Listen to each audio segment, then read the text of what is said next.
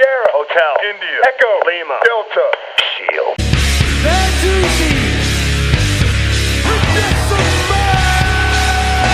I am the visionary. I am a revolutionary. 3, 2, 1. Acknowledge me.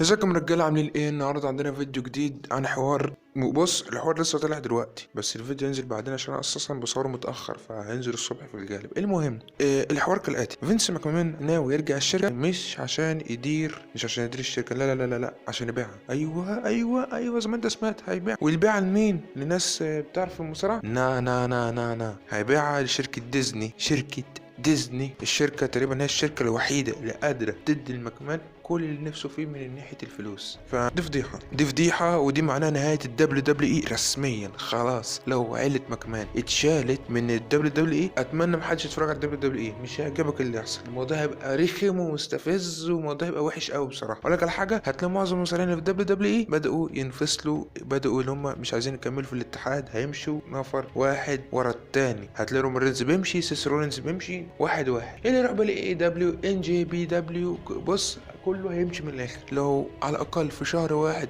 شركة ديزني مثلا افترضنا ان هي خلاص اشترت الشركة، لو في شهر واحد شركة ديزني ما قدرتش ان هي تظبط الوضع، شهر ده اسبوعين ولا اسبوع، لقوا العرض مش كويس، شكرا يلا بينا يا ابني روح على AEW. كلنا اللي كانش بيتابع AEW وبيتابع WWE بس هتلاقيه نط على AEW بيتابعها باستمرار، خصوصا ان في ناس نجوم هناك زي ادم هانجمان، عندك جون موكسلي، سيزارو، مش عارف اسمه هناك بصراحة، MJF.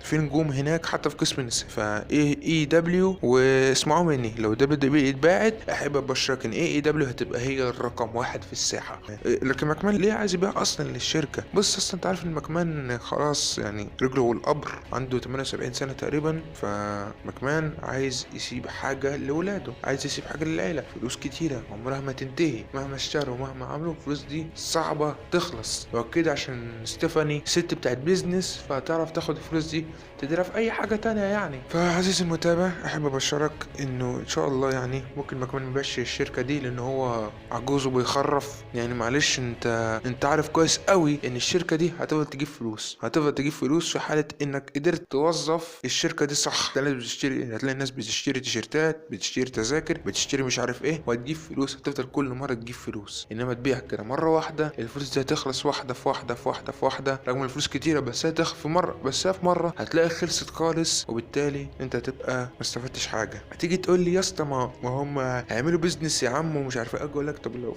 افترض بسيط حتى ان البيزنس ده يقع، هتعمل ايه؟ هتيجي تقول لك شكرا خلاص يا عم، انت جايب واحد يعني مكتشف مواهب اللي هو ويليام ريجل، ده هيظبط المواهب، هيظبط الناس من حيث كل حاجة، هيظبط كل شيء للناس، كلام، سيناريو، كل حاجة. فانت جايب واحد فاهم في الحاجات دي اصلا، فانت هتظبط السيناريوهات في الايام اللي جاية. فانك تقول مرة واحدة انا عايز ابيع الشركة، لا. وعايزك على حاجة، ماكمان له حق انه يبيع الشركة رغم ان هو استقال من الشركة، يعني هو ملوش حاجة فيها، بس هي لازالت باسم ماكمان. حلو. وعلى ما اظن الموضوع ما ينفعش بسبب ان مدير الشركة هو ستيفاني. حلو. فممكن الموضوع ميبقاش نافع ان ممكن ستيفاني ترفض، لكن في نفس الوقت زي ما قلت لك دي باسم ماكمان مش باسم ستيفاني. الشركة دي باسم ماكمان، فاي حد تبع عيلة ماكمان له الحق في الشركة دي. هتيجي تقول يعني تشيل ماكمان له الحق، او يقول لك مفترض يعني.